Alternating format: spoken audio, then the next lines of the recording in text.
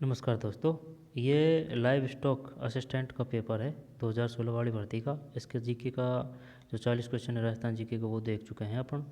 अब ये जो साइंस है वो देखेंगे, ठीक है ना।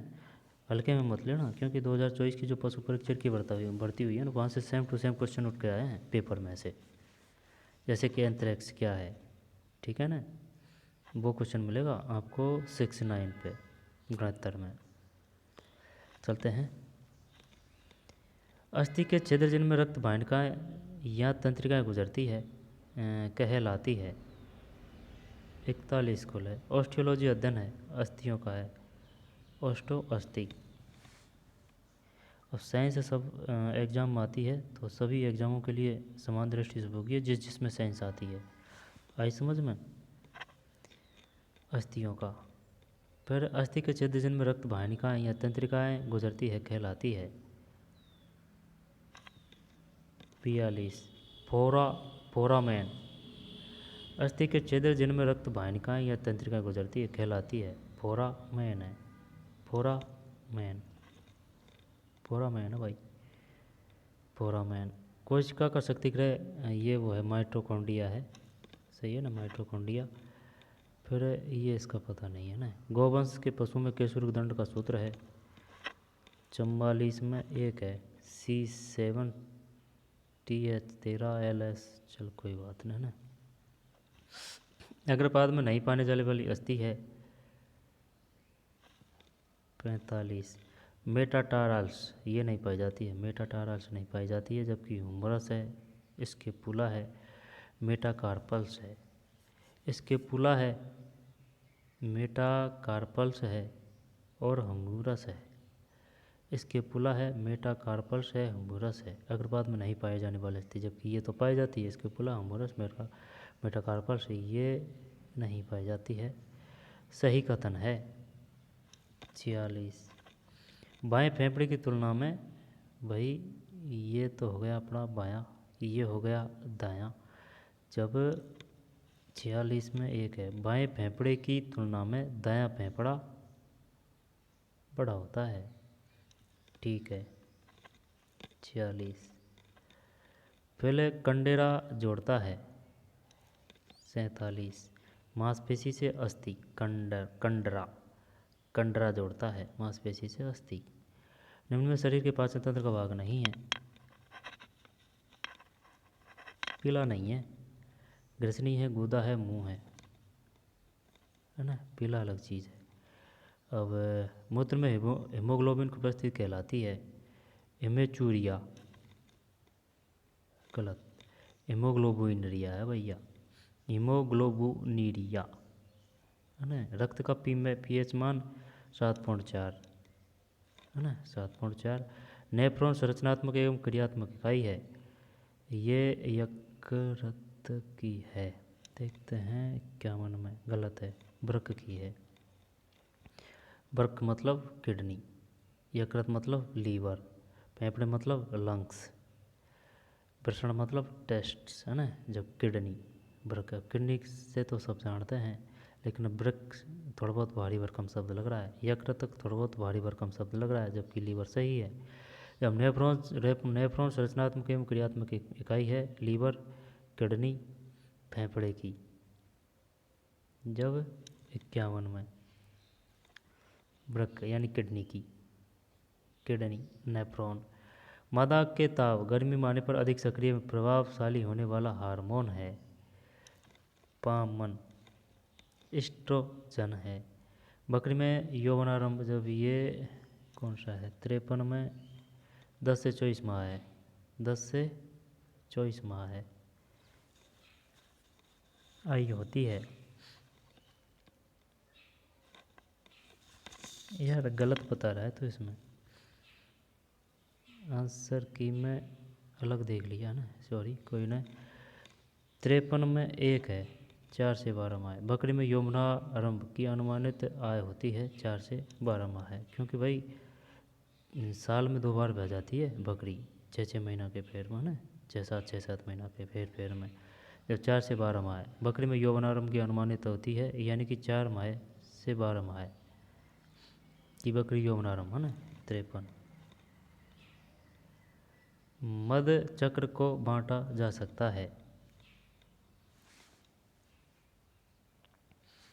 54 में 3 है, 4 भागों में। मध्य चक्र को बांटा जा सकता है 4 भागों में, 4 भागों में, 4 भागों में। फिर इंसुलिन का स्रावण अग्नाशय में। गर्भकाल के दौरान एस्ट्रोजन का स्तर कम, जबकि प्रोजेस्टेरोन का स्तर अधिक होता है।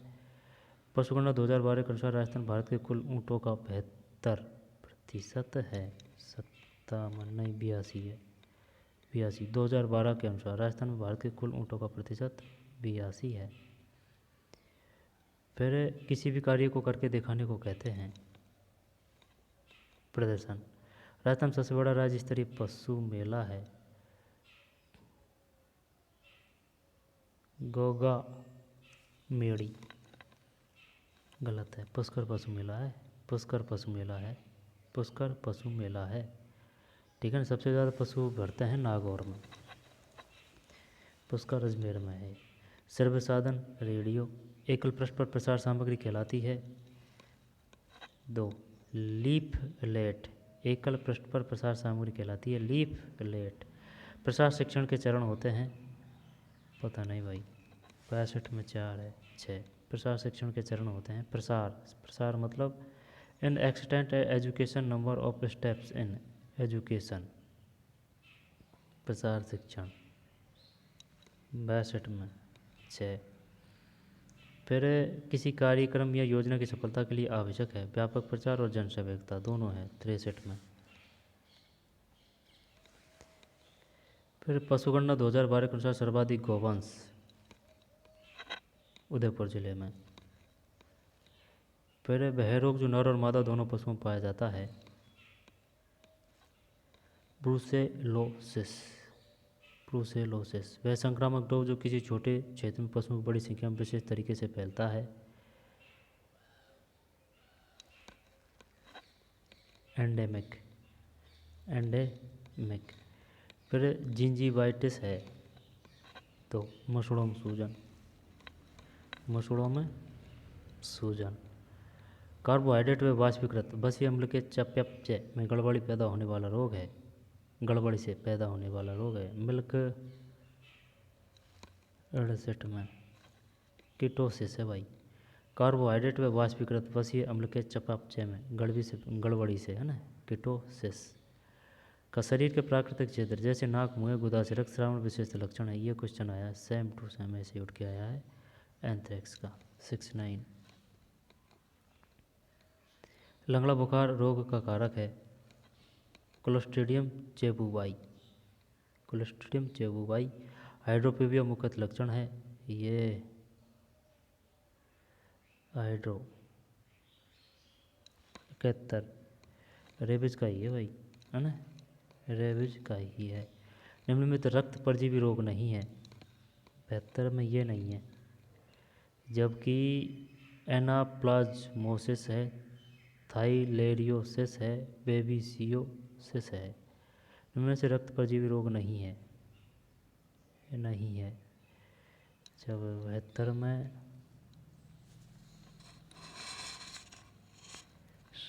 साल्मोनेलोसिस ये नहीं है, जबकि एनाप्लाज्मोसिस है रक्त परजीवी रोग, थाइलेरियोसिस है, एनाप्लाज्मोसिस है, थाइलेरियोसिस है, बेबीसियोसिस है, ये नहीं है। फिर आसपास की पेशियों में रक्त वाहिनियों की क्षति के साथ होने वाला फ्रैक्चर है। जब 2 है कंपाउंड फ्रैक्चर, साथ होने वाला फ्रैक्चर है कंपाउंड फ्रैक्चर। आसपास की पेशियों में रक्त वाहिनियों की क्षति के साथ होने वाला फ्रैक्चर है कंपाउंड फ्रैक्चर।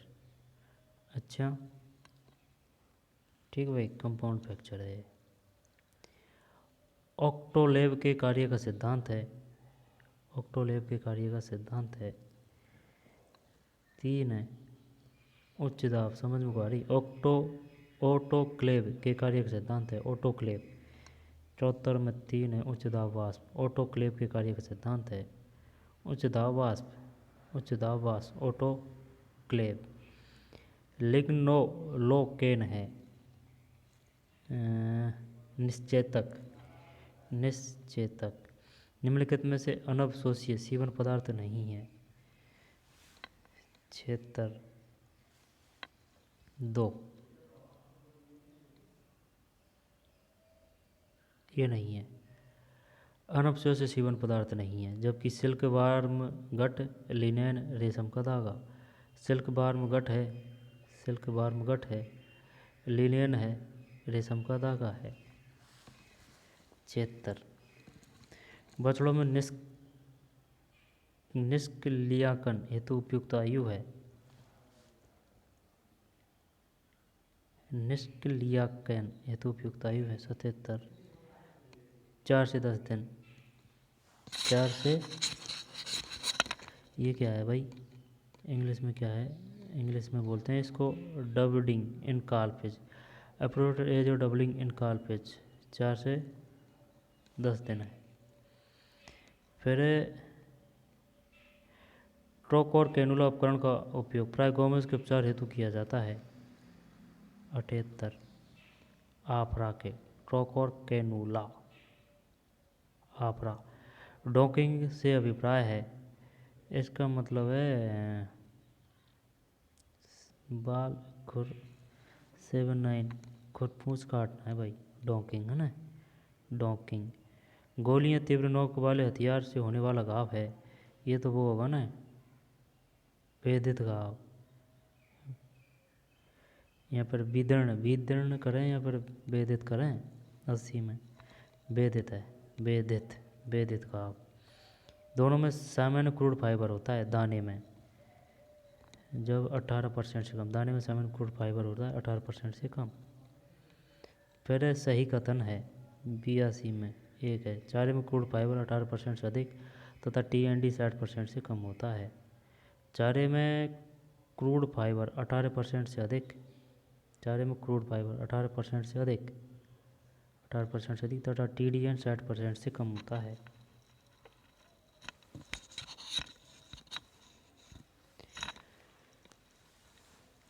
चारे में क्रूड फाइबर 18% से अधिक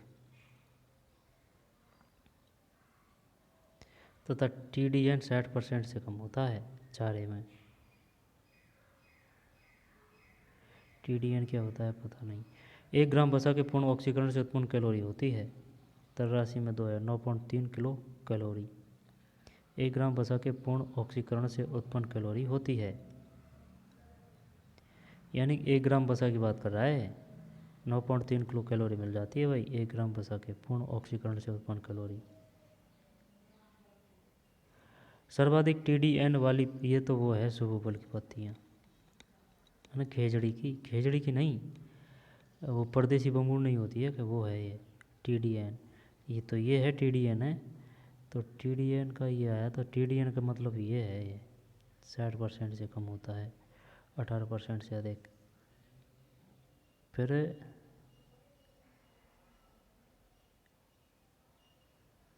सुबोबल पत्तियाँ, ये बनाने में सूखे चारे में नमी की मात्रा अधिक नहीं होनी चाहिए, ये शायद ही सांदी को बोल रहे हैं। 85 में 15% से कम नमी की मात्रा नहीं होनी चाहिए। ये बनाने में सूखे हरे चारे में नमी की मात्रा अधिक नहीं होनी चाहिए 15% से। एक अच्छे साइलेज में हरे चारे का पोषण मान संरक्षित होता है। 2 है 80 से 85। भैंस को प्रति 100 किलोग्राम शरीर भार पर दिए जाने वाली योग्य शुष्क आहार की मात्रा है। 87 में 2 है 3 किलोग्राम, 3 किलोग्राम है 87 में, तो 3 किलोग्राम है, ठीक है। 100 किलोग्राम शरीर भार पर दिए जाने वाला शुष्क आहार की मात्रा है, शुष्क 3 किलोग्राम। फिर स्टार्च एवं अन्य कार्बोहाइड्रेट पर प्रभाव डालने वाला एंजाइम है एमाइलेज। स्टार्च एवं अन्य कार्बोहाइड्रेट पर प्रभाव डालने वाला एंजाइम है एमाइलेज। स्टार्च एवं अन्य कार्बोहाइड्रेट पर प्रभाव डालने वाला एंजाइम है एमाइलेज।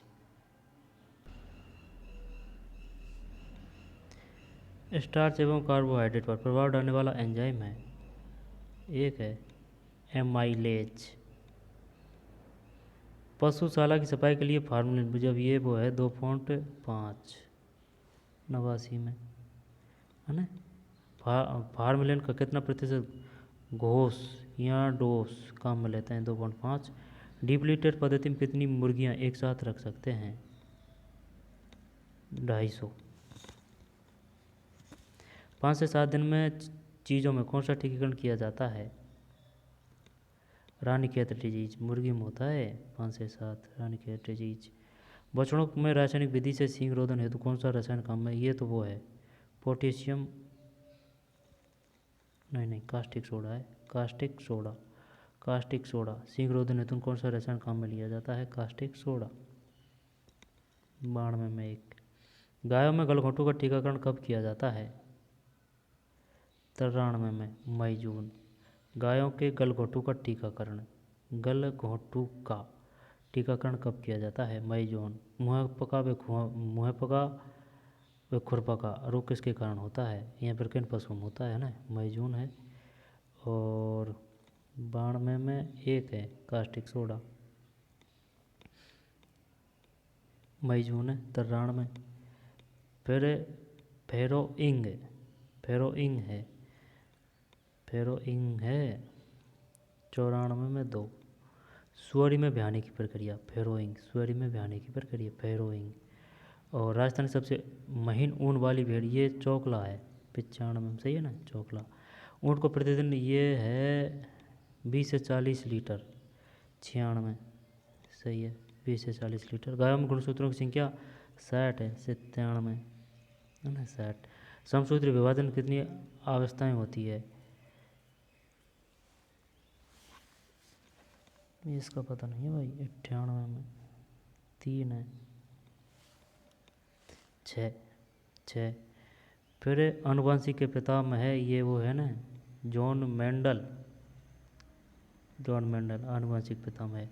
संगे भाई बहनों में प्रजनन निम्न में से क्या कहलाता है? क्लोज प्रजनन। कौन सी प्रजनन पद्धति में नई नस्ल पैदा की जाती है? नई नस्ल क्रॉस ब्रीडिंग 101, सही है। हेरिटेबिलिटी को किस चिन्ह से दर्शाते हैं? 102 H²। आरएनए में यूरोसिल किस नाइट्रोजन बेस के स्थान पर होता है? 103 में 4 है थाइमिन। आरएनए में यूरोसिल किस नाइट्रोजन बेस के स्थान पर होता है? 103 में 4।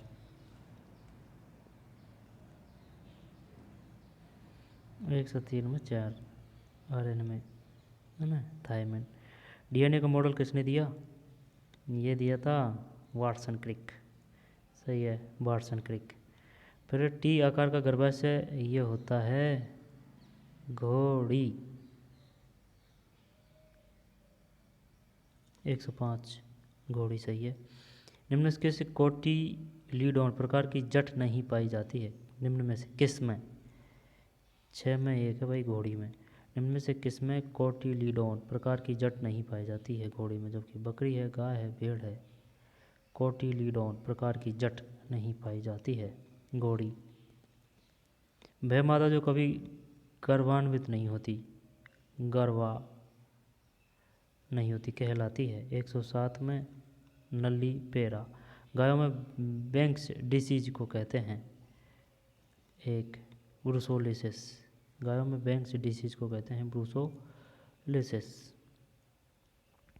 डॉग सिटिंग डिस्टोकिया हम देखते हैं 9 में 1 है पक्षपादों का आगे की तरफ आना। डॉग सिटी में डिस्टोकिया में हम देखते हैं पक्षपादों का आगे की तरफ आना। फिर कार्प लूटियस से स्रावित होने वाला हार्मोन है प्रोजेस्टेरोन। कार्प लूटियम है ना प्रोजेस्टेरोन। मध्य चक्र की सबसे लंबी अवस्था है डाइस्टर्स है। मध्य चक्र की सबसे लंबी अवस्था है मधुचक्र की सबसे लंबी अवस्था है डाइस्टर्ज है भाई, डाइस्टर्ज, डाइस्टर्ज, डाइस्टर्ज। मधुचक्र की सबसे लंबी अवस्था है डाइस्टर्ज।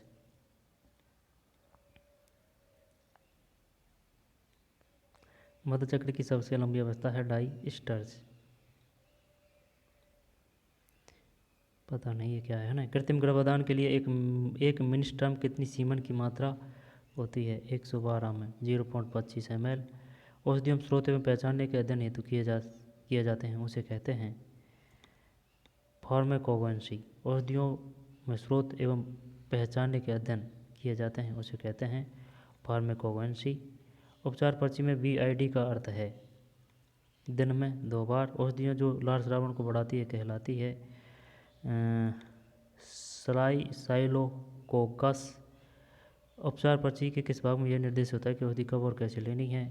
16 में 4 सिग्नेचर। वे औषधियाँ जो गर्भाशय की चिकनी पेशियों को शिथिल करती है कहलाती है टोलोलाइटस, टोकोलाइटस, टोकोलाइटस।